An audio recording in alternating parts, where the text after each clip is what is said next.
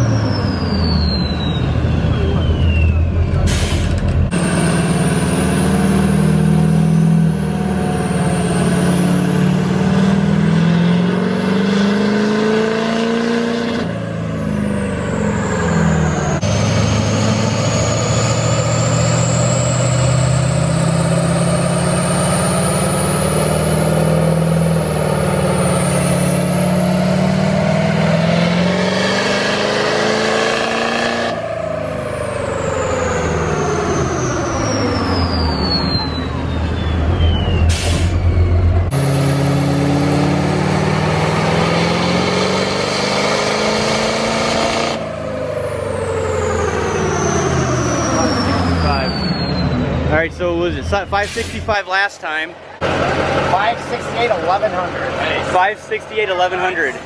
Hi. Stay awesome. Stay tuned, guys. This is good numbers, good numbers. What is up, guys? Truckmaster here. Today we are going to talk about how I reached 568 horsepower and 1100 foot-pounds of torque in my 2007 Duramax. It's not too late to get your entries in to win this awesome HSP diesel YBridge bundle kit. This kit actually came off of Rustbelt Mechanic's LBZ Duramax, but this application will go from an 06 to a 2010. Pretty much all you have to do to win this one right here, go to my website, which is truckmasterdiesel.com. Every single purchase item is one entry in to win this awesome kit, guys, so don't wait. If you haven't already gotten your entries in, make sure you do. I'm announcing the winner next Monday upload, so you guys cannot miss out on this, so make sure you hit the notification bell so you don't miss anything. This is the last dyno sheet that I had, and I dynoed this truck at the truck show that I announced this year that myself and Dalton hosted at Ryan's Diesel Service and Kodiak Truck. And as you guys can see, these are the numbers right here.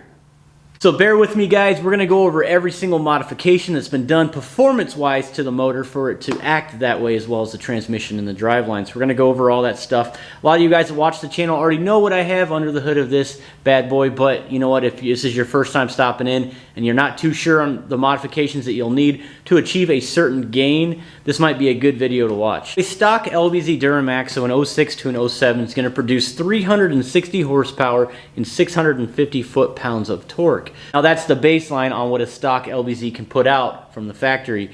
And to be honest with you, it's very interesting when you think of an LMM, because an LMM is only 5 extra horsepower, believe it or not. I will be throwing in a few coupon codes as well if you are interested in purchasing some of these parts. It's only going to help you guys if you guys decide that you want to start building your truck, if you know what I mean. Once a session of modifications, the very first thing on this truck as far as an upgrade is going to be a lift pump. So I'm still running the old school FASS 150 GPH gallon per hour lift pump. That's the first modification that I put on the truck. As far as performance gains, right now I'm sitting on a WCFAB YBridge bundle kit. So it's going to be the one-piece YBridge and the Stage 2 air intake system, as well as the hot side, cold side, running to the intercooler, all upgraded piping. So to subset what I have under the hood, once we remove the EGR valve, it's going to be a DSP5 switch.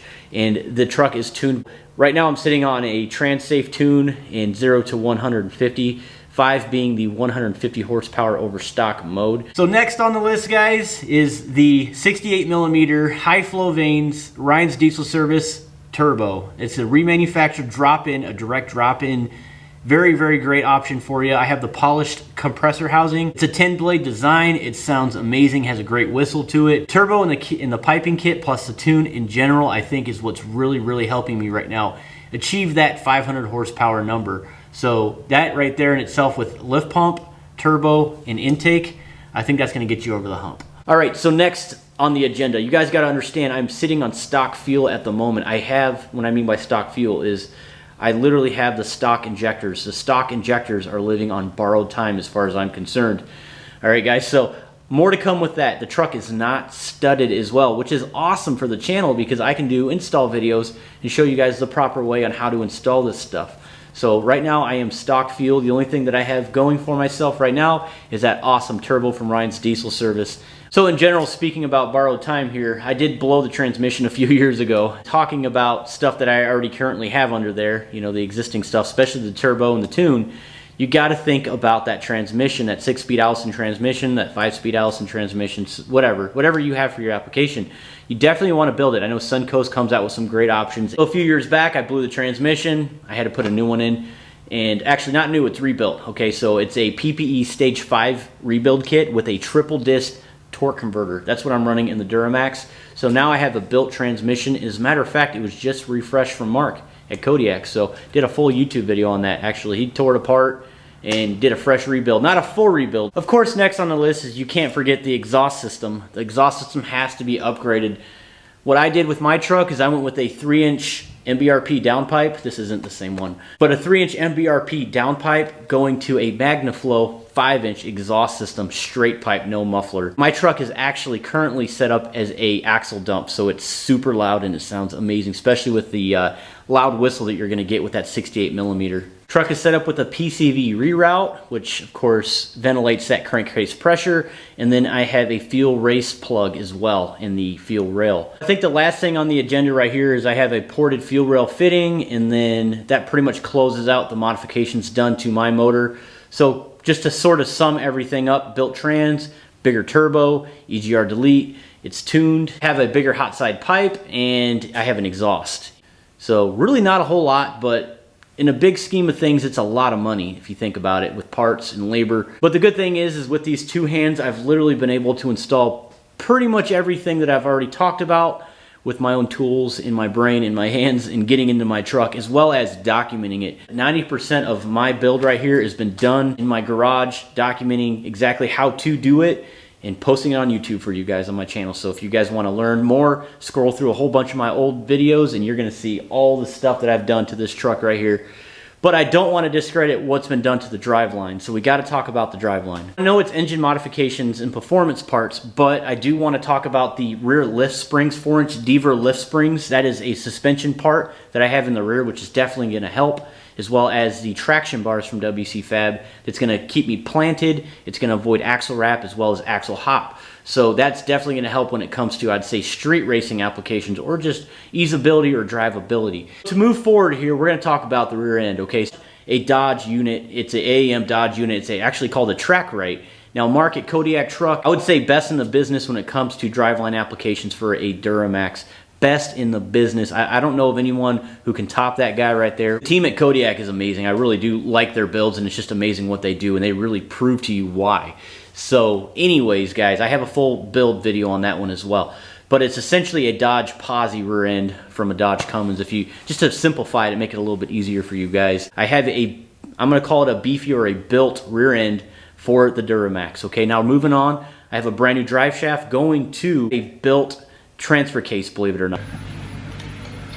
So as you guys seen on some previous videos, here's our factory main shaft setup. Metal on metal, we got an oil groove cut in it, but it's still metal on metal, a lot of friction.